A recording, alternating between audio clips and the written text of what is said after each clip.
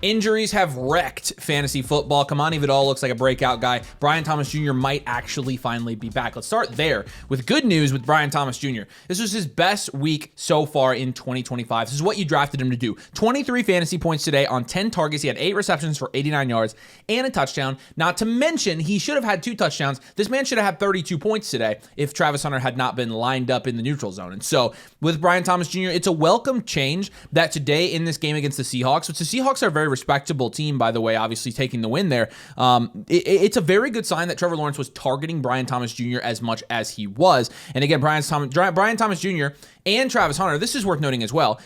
Travis Hunter only had 5.5 fantasy points today, but Brian Thomas Jr. 60 snaps, Travis Hunter 58 snaps. And so Travis Hunter was running as many routes and on the field as much as Brian Thomas Jr. And so you're looking at routes run 43 for Brian Thomas, 44 for Travis Hunter. That's good news for Travis Hunter owners, but it's very good news, again, for Brian Thomas owners. This is, again, his best performance of the season, and hopefully what you see now is Brian Thomas. Again, you've got the Rams in Week 7 and then a bye, and then you've got Vegas, Houston, Los Angeles, Arizona, Tennessee, and Indy. A pretty favorable lineup of games after the bye week. Hopefully you see him come back from this and improve, but it's second highest target mark of the season, his highest receptions by far, his highest yardage, and it's his first touchdown of the year. If you're a Brian Thomas Jr. owner, you just took a sigh of relief. If you invested in Kimani Vidal on waivers this past week after the Hampton injury, you're probably feeling pretty good as well on 2 fronts. Number one, Vidal actually produced. He had like 22, 23 points this week. And number two, it was just announced that Hampton is going to be out for much more than 4 weeks, not season ending. They had to specify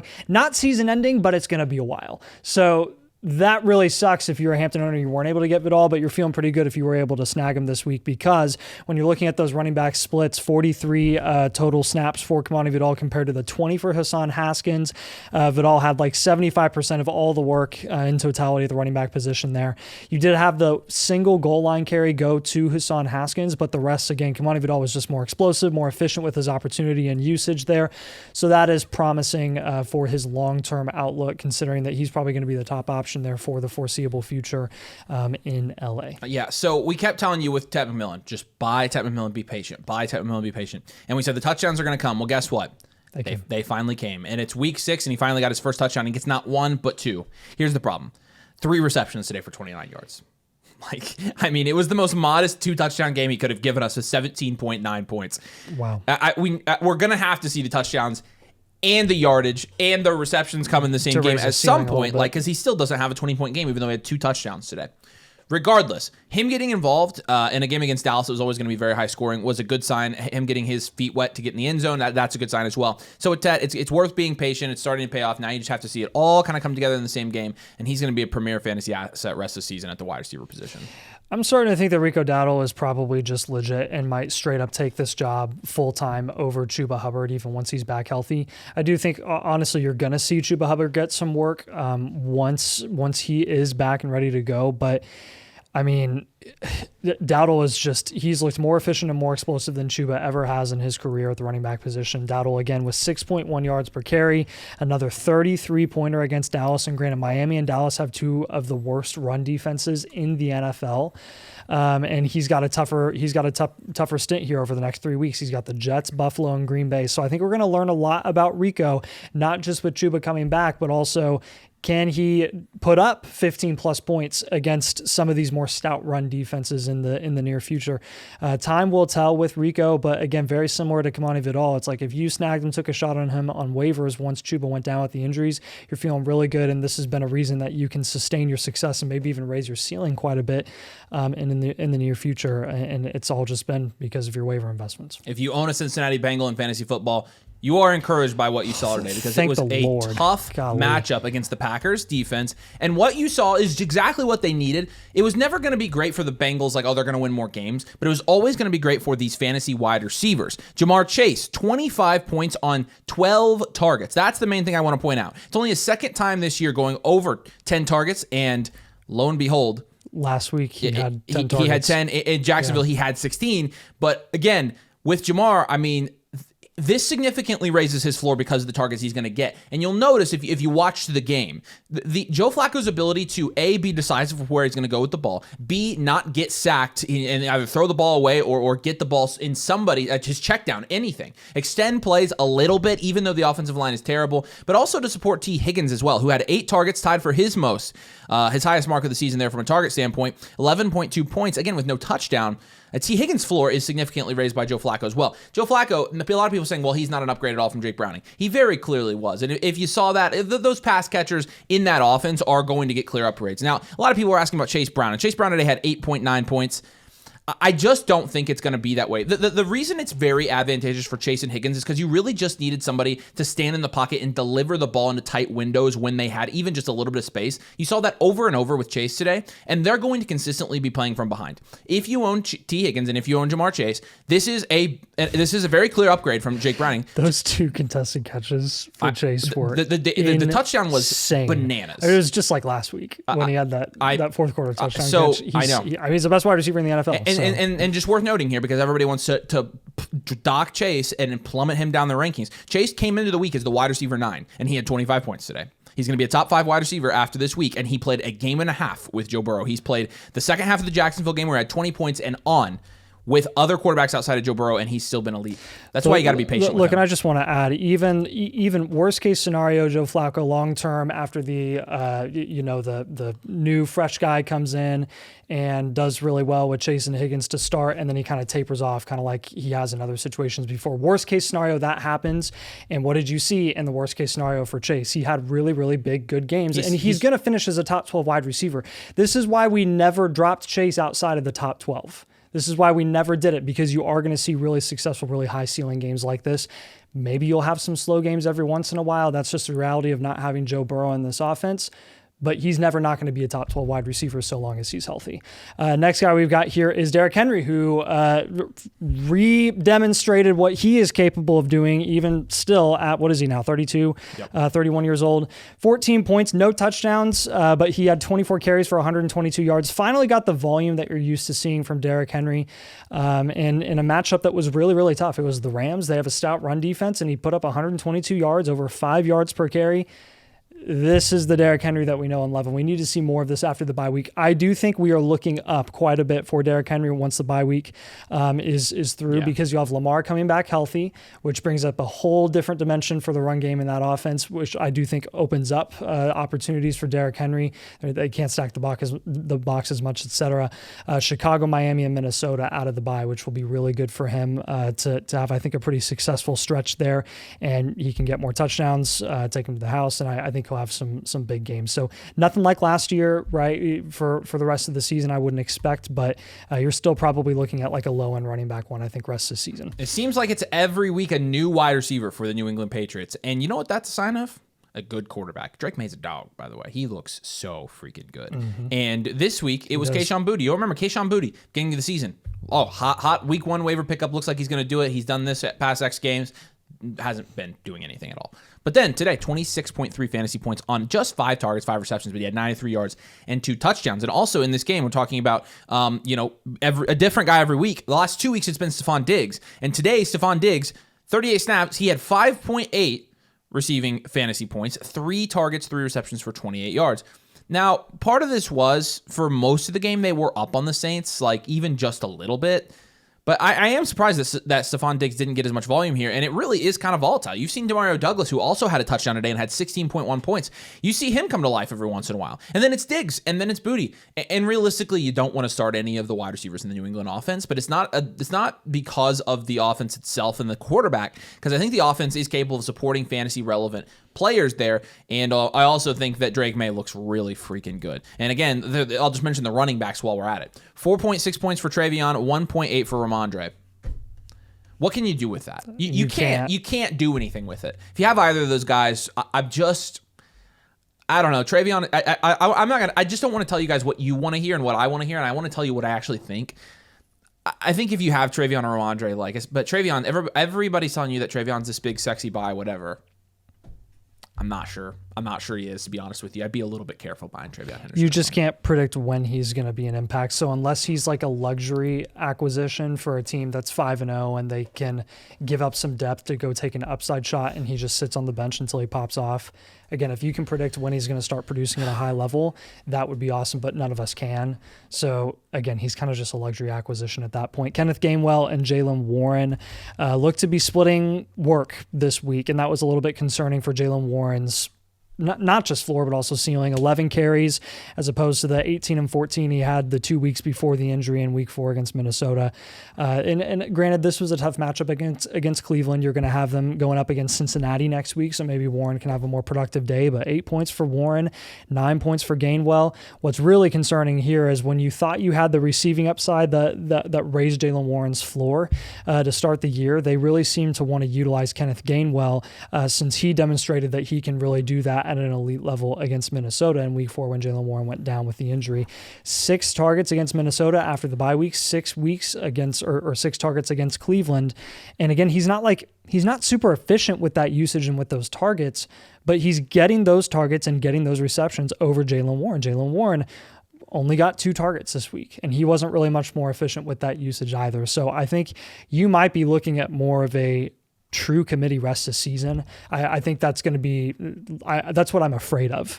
So if you're a Jaylen Warren owner and you have someone that's willing to overpay at this point, that might be something I would look into. Cam Skattebo Thursday night, 3 touchdowns. This dude is an absolute freaking maniac. Tasmanian devil. Put his head down and run straight into you and break his neck and have CTE and all that jazz, and just is an absolute dog. 31 points against Philadelphia. 19 carries for 98 yards and 3 tutties. Him and Dart, I mean, Dart looks the part in my opinion. Like I'm very impressed with Jackson Dart. I'm impressed with his pocket presence. I'm impressed with his mobility. I'm impressed with his accuracy. I'm impressed with his ability to extend plays. He looks better already than Jones ever did. I actually 100% agree with that. Like even during Jones' good year, like. He's just a different. It's just a different type of quarterback. He's more versatile. Honestly, he is, and he's fantasy relevant as well. As you're seeing, 19, 17, and 23 points in his first 3 games as well. But Skattebo is going to be a running back 1, and he's played 1 less game than everybody else through this week, and so absolute dog. Continues to climb. Can you stop saying dog? You said that 3 times. He's a dog. It's driving me crazy, dude. What else can you call him? He's a dog. That's what he is. Are you doing it? It's driving me nuts. He's a dog. So I literally can't handle it. With Scat, I mean, you can't buy him at this point, but I hope you did a couple weeks ago when we had him on the buy sell hold and said, hey, buy this guy for sure, because he's going to be really high up rankings now, and he's legit. He's awesome. Yeah, Dallas Goedert. Oh my gosh, Dallas Goedert also looks really, really solid. It's not just the 1 week where he's been ultra productive. He's been in double digits every single week that he's been healthy. He missed 1 game against Kansas City in week 2, but 11, 10, 19, 10, and 26 points. See, this is what I was hoping for when I traded for Dallas Goedert last year, and I never got it, and now he's doing it. He had 11 targets. No, he's not going to get 11 targets every single week, but I will say, like, schematically, they are putting him in a position to get this opportunity, and specifically in the red zone. I mean, look at the touchdowns that he's getting. 1, 2, 1, and 1 the last 4 weeks, 5 touchdowns total over the last 4 weeks. Like, is that sustainable? We can talk about that all we want. Maybe he ends up being a sell. We can talk about him in a future video on buy, sell, hold or something. But look, the reality is Dallas Goedert is one of the most productive tight ends in the NFL right now. And everybody else is struggling there, and it's honestly Dallas Goedert. It's like he's the only one where it's consistently working, and whatever adjustments that they end up making in that offense, hopefully it involves Dallas Goedert, because that's been the only way that they've had any remote success offensively. All right, well, this is going to be the hard part of this video. The Puka Nacua injury, the Egbuka injury, the Wilson injury. We'll start with Puka. I mean, It was an ankle/foot. He was clearly down and hurt in the end zone. He ended up returning to the game, but Sean McVay's already said that they're going to be non-committal about him playing next week. They're going to London, actually. Yeah, that's a worry. And so I'm not feeling super good about that. And the reason they'd be non-committal is because they have a bye week immediately after. So if they just rest him up, he'll be probably good to go. I would probably count on him not playing next week. And so that sucks for Puka owners. Again, the only thing holding Puka back from breaking every record in the NFL this season is injury. Like it always will be, always has been. That's how it is with Puka. And I love him to death, but yeah. Emeka Egbuka had a hamstring. He had a hamstring, actually came out and didn't go back in. They were just like, yeah, no. So that's not great either. He had a hamstring earlier in the year, and then he ended up playing through it. He didn't end up having an injury designation, I don't think, in that game. But This one, they downgrade him to out. They are 2 weeks away from their bye, and so we'll see what they do with Egbuka. I think they're going to be pretty careful there. And also, you still have Mike Evans with the hamstring, and Chris Godwin was out this week as well. Garrett Wilson was a knee injury. I don't know. What's the severity So of that they one? said he'll undergo an MRI. He was in and out of that game all day. I know he went to the medical tent in the first half. He sat out for a drive. He came back in, got some work, went out again, missed it like a couple crucial plays, came back in, got some more targets, and then got injured at the end of the game. So it was a pretty brutal one for him, honestly. And again, I'm trying not to freak because I own him in the Flock League, but like it was only a matter of time for me because I hadn't had any injuries. So we'll see what happens with him, but it's TBD. Let me freak you out. Marvin Harrison Jr. also left today's game injured. A concussion. He smacked his head on the turf. I mean, he'll go into concussion protocol. He'll probably miss a week at most. So with Marv, you got to kind of monitor that as well. They have the bye week after that too. So they're probably going to they'll sit him for a week. So, and then Calvin Ridley had a hamstring injury as well. And he exited the game. He didn't come back. He had one target in this game. He only had 2.8 points. And, with Ridley, you probably weren't relying on him much in your starting lineup anyways because he hadn't been able to put up consistent production. I mean, he had 1 week against Arizona where he was good, and outside of that, he's not been good this year. And so a little bit less severe. But, I mean, we lost 3 top 5 wide receivers today and Marvin Harrison Jr., who should be a top 12 wide receiver. So pretty rough week for receiver injuries here. All right, let's talk about our waivers, and we'll give you these in order of how we think you should prioritize them. Both of these top guys here are under 50% wavered, or rostered, sorry. Like every single one of these actually, all 3 of them, all of them in sleeper leagues are widely available. And so I'm going to start with Kimani Vidal. We talked about, I don't know how to say his name. I hear everybody say it different. It's Kimani Vidal, Kimani Vidal, Kimani Vidal. I don't know how to say it, but his name is Kimani, and he loved him out of Troy, by the way. You remember on the Dynasty channel, we were raving about this guy. I probably should have guessed that he was going to be the guy there, just based on if you watched the game a week ago, the eye test screamed Kimani Vidal was going to be the guy. Like, you were watching, and you were like, okay, that's Hassan Haskins, and he's way better. He's way better. Yeah, probably should have leaned into our eye test a little bit more, but, a lot of times we're just I think we kind of overthought that one. Well, but also they were shopping for a running back, and it was always going to kind of be ugly. And I didn't ever think they were going to give him 18 carries, but it was always going to be a good matchup. So don't overreact with Kimani Vidal. That being said, with Hampton being out an extended amount of time and him playing as well as he did today, I think he's earned himself a spot being the lead guy there for a little bit. And so because of that, if you are a desperate team and you need wins, all of it. Yep. Every dollar. I mean, they're really, you can't put a price. It all depends on how desperate you are. You can't really put a price on a starting running back in fantasy football from a waiver dollars perspective. You can't. So, if you really need him, go for it. If you don't need Kimani Vidal, you still might go for it because you might get something. You might get a desperation trade that's even better. That I would spend everything on Kimani Vidal, to be honest with you. I think he's the top waiver pick of the week. Again, 45% rostered in sleeper leagues, and that's more in ESPN and Yahoo leagues typically. So definitely go and pick him up. And I think even in more shallow leagues, you're going to be picking him up. And really, I mean, again, I'm sparing no expense to go get this guy on my roster, whether I need him or not, because if I don't need him, I will trade him, and I'll get a pretty hefty return for him. Yeah, Harold Fannin had another really good day. I think it's nice to see Fannin just be very productive the 2 weeks that Dylan Gabriel has been QB there. He's very much a game manager, distributor type of quarterback, and an offense that's not going to look much better rest of the season. But Fannin, I do think, is going to continue to get this type of work. 4 targets last week, brought in all 4 of them with a touchdown for 11 points, 15 points this week, no touchdown, but 10 targets against Pittsburgh.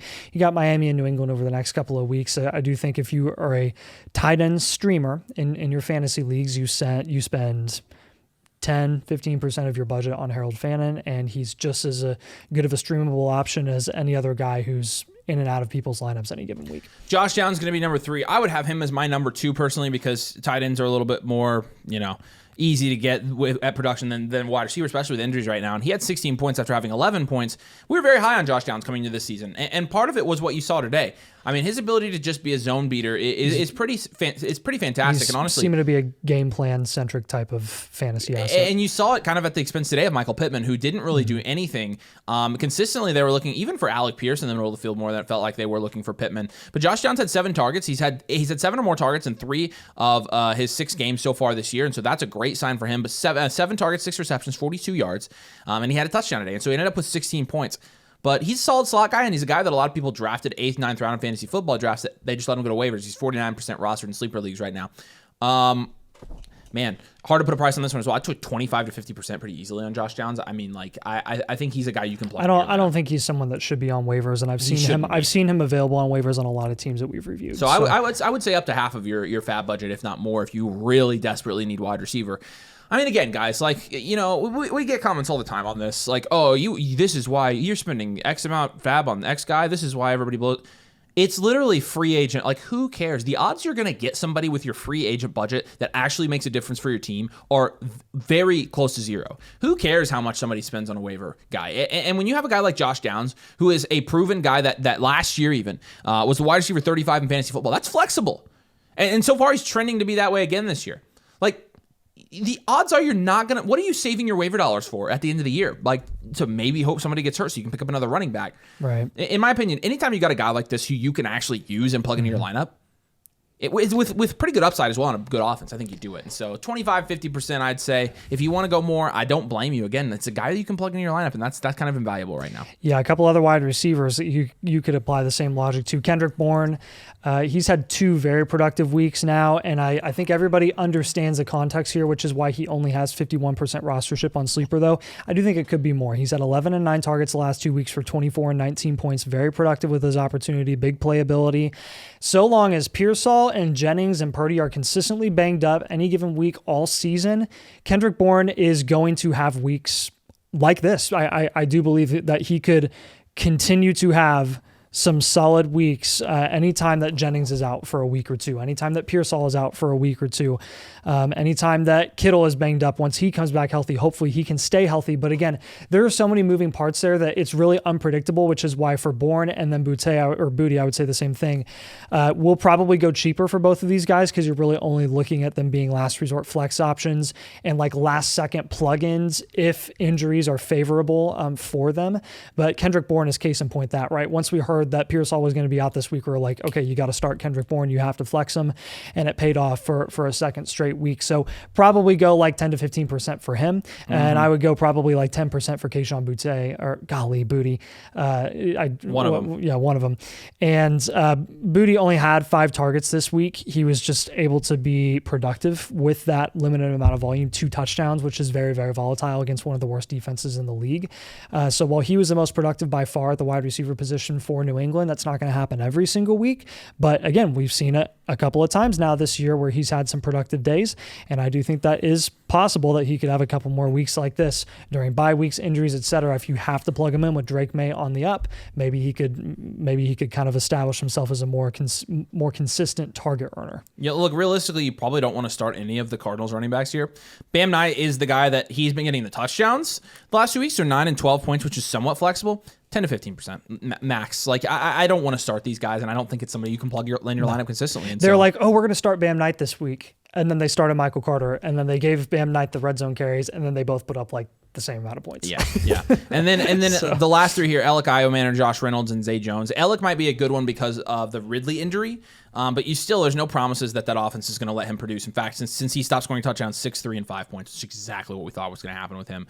So I would say 0 to 10% for all 3 of these guys here at the bottom, just to if you need them and you want to take a shot and you have a roster spot, do it, but you're not going to use them. And so if you want to check out our updated rest of season rankings, you can do so on the site. I've got the link in the pinned comment. If you create an account with code DOMAIN, it's free to check out our rest of season rankings. You can also use our trade calculator as you make deals. You can use our My Teams tool to see where you rank in your league through 6 weeks. Hopefully you are on the winning side of things, but we're going to have buys for you in the morning per usual. So make sure you got those noties on and you can watch it as soon as it comes out. We appreciate you guys. Hope you won this week. We'll see you here tomorrow.